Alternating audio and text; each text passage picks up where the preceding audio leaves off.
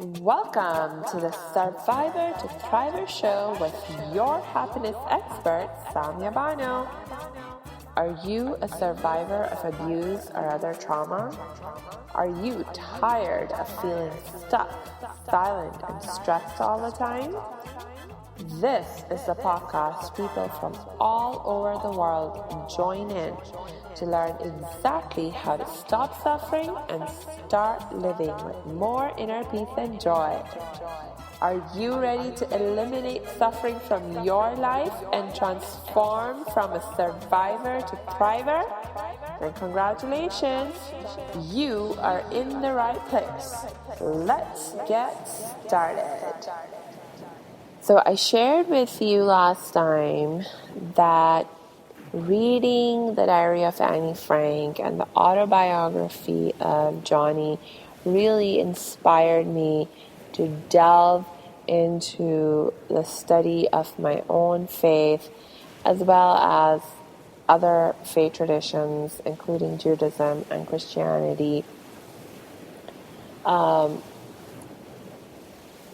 with the intention of learning and figuring out what I needed to do in order to achieve the inner peace that I was so desperate for, right? That I saw that Annie and Johnny had been able to achieve for themselves by connecting with their faith and their spirituality. So this was like a hope, a light that I saw, and wow, I just began to move full speed ahead towards it. So I remember it was right after I finished reading the autobiography of Johnny. I'd already read the Diary of Annie Frank, that I made the decision to go buy an English translation of the Quran.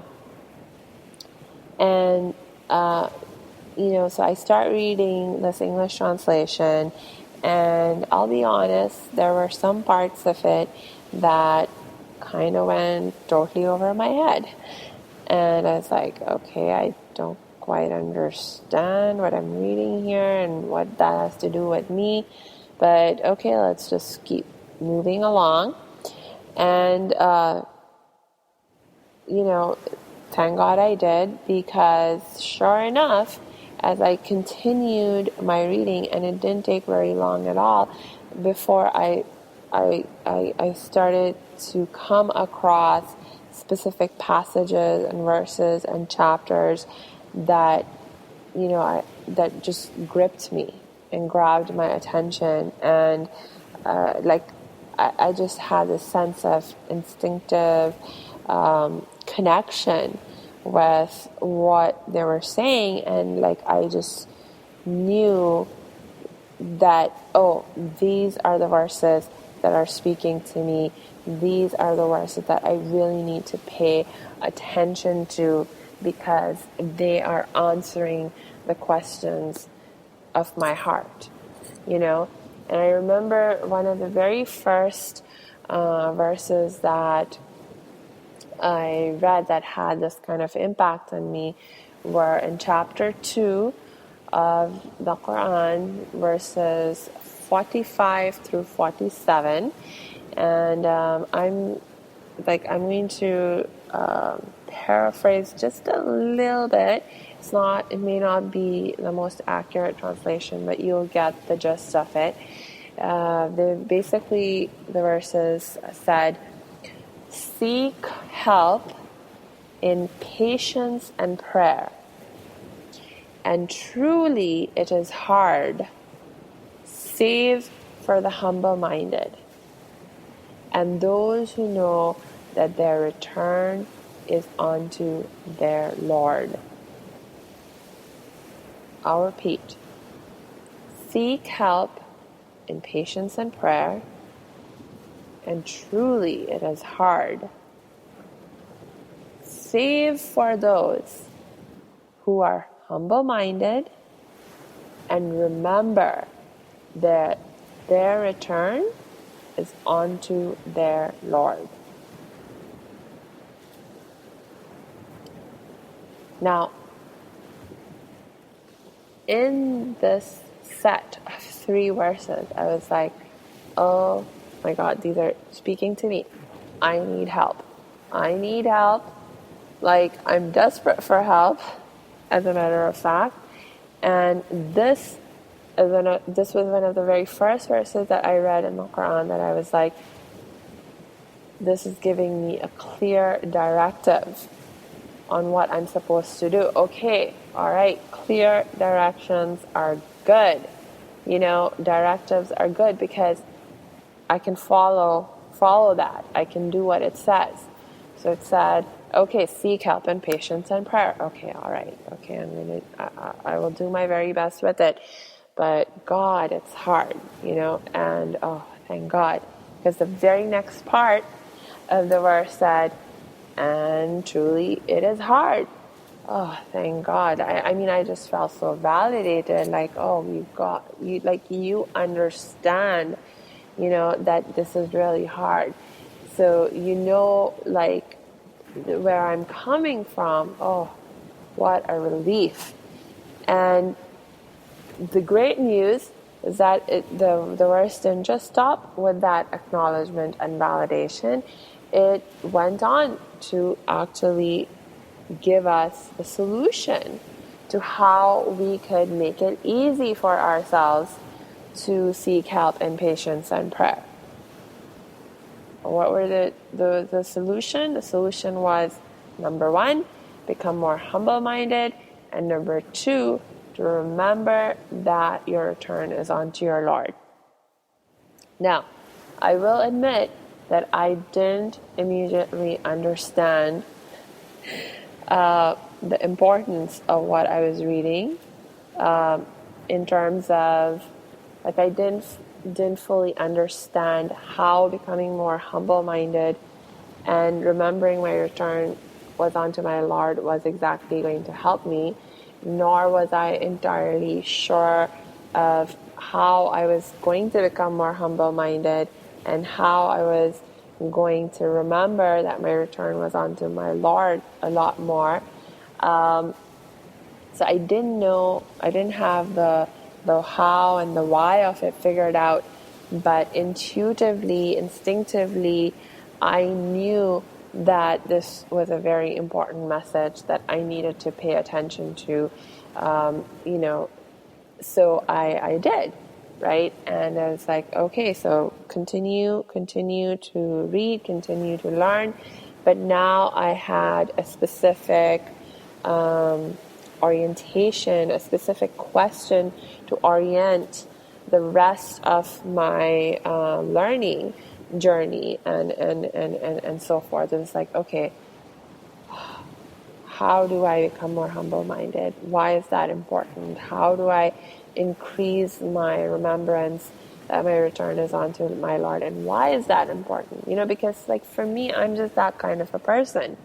It's not enough for me to know what to do. I need to also understand why, the why behind it. I need to know. It's not enough to just know the rule.